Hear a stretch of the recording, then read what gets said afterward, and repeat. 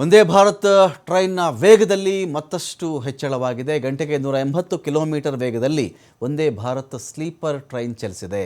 ಜನರಿಗೆ ವಿಶ್ವ ದರ್ಜೆಯ ಪ್ರಯಾಣ ಸೌಲಭ್ಯ ಕಲ್ಪಿಸಬೇಕು ಅಂತ ಹೇಳಿ ರೈಲ್ವೆ ಇಲಾಖೆ ಒಂದು ಕಡೆ ಸಜ್ಜಾಗ್ತಾ ಇದೆ. ಹಲವಾರು ಪ್ರಯೋಗವನ್ನು ರೈಲ್ವೆ ಇಲಾಖೆ ಮಾಡ್ತಾ ಇದೆ.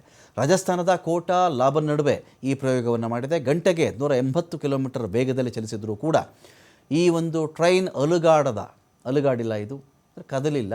ಒಂದು ನೀರಿನ ಲೋಟ ಇಟ್ಟಿರ್ತಾರಲ್ಲ, ನೀರು ಚೆಲ್ಲಿಲ್ಲ, ನೀರಿನ ಲೋಟ ಎಲ್ಲಿಯೂ ಕೂಡ ಚೆಲ್ಲಿಲ್ಲ. ಹಾಗಾಗಿ ಅಷ್ಟು ಪರ್ಫೆಕ್ಟ್ ಇರುತ್ತೆ, ಪ್ರಯಾಣಿಕರಿಗೆ ತೊಂದರೆ ಆಗಲ್ಲ, ಬೇಗ ಜಾಸ್ತಿ ಆಗುತ್ತೆ ಅಷ್ಟೇ, ಯಾವುದೇ ಪ್ರಯಾಣಿಕರಿಗೆ ತೊಂದರೆ ಆಗಲ್ಲ ಅಂಥೇಳಿ ಸಚಿವ ಅಶ್ವಿನ್ ವೈಷ್ಣವ್ ಈ ವಿಡಿಯೋವನ್ನು ಎಕ್ಸ್ನಲ್ಲಿ ಪೋಸ್ಟ್ ಮಾಡಿ ಹೇಳಿದ್ದಾರೆ.